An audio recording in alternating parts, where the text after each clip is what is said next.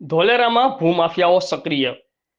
પીપળી ગામે જમીનમાં ભળતા નામનો દુરુપયોગ કરી ખોટા નામો દાખલ કરવાનું કૌભાંડ।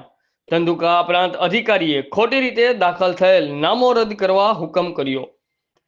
ધોલેરાસર વિસ્તારમાં પીપળી ગામની જમીનમાં ભળતા નામ હોવાનો ફાયદો ઉઠાવી કેટલાક લોકોએ ખોટી રીતે વારસાઈ કરી પીપળીની જમીનમાં વારસદાર તરીકે નામો ચડાવવાના કારસો રચ્યો હતો। જે સંદર્ભે અરજદાર દ્વારા ધંધુકા પ્રાંત કચેરી ખાતે અરજી કરવામાં આવી હતી કે જેમાં પ્રાંત અધિકારી વિદ્યાસાગર દ્વારા અરજદારની તરફેણમાં હુકમ કરી ખોટા નામો હટાવવા જરૂરી કાર્યવાહી કરવા હાથ ધરવા જણાવ્યું હતું।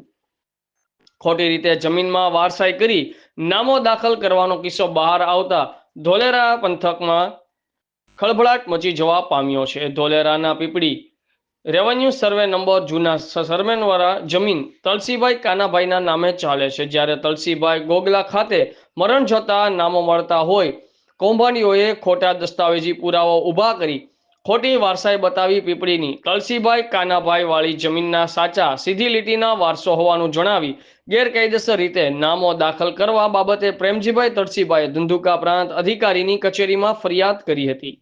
જે બાબતે પૂરી તપાસ બાદ પ્રાંત અધિકારી વિદ્યાસાગરે હુકમ કરતા જણાવ્યું હતું કે અરજદાર પ્રેમજીભાઈ દ્વારા કરાયેલ ફરિયાદ અરજી ગ્રાહ્ય રાખી ખોટી રીતે દાખલ કરવામાં આવેલ નામો હટાવવાનો હુકમ કર્યો હતો।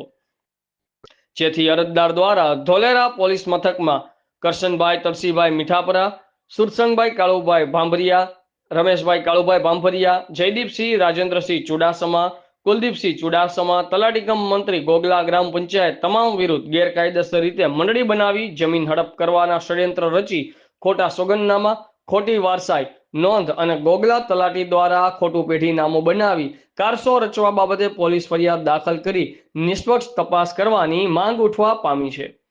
રિપોર્ટર સંજયભાઈ ઝાલા, આઝાદ મીડિયા।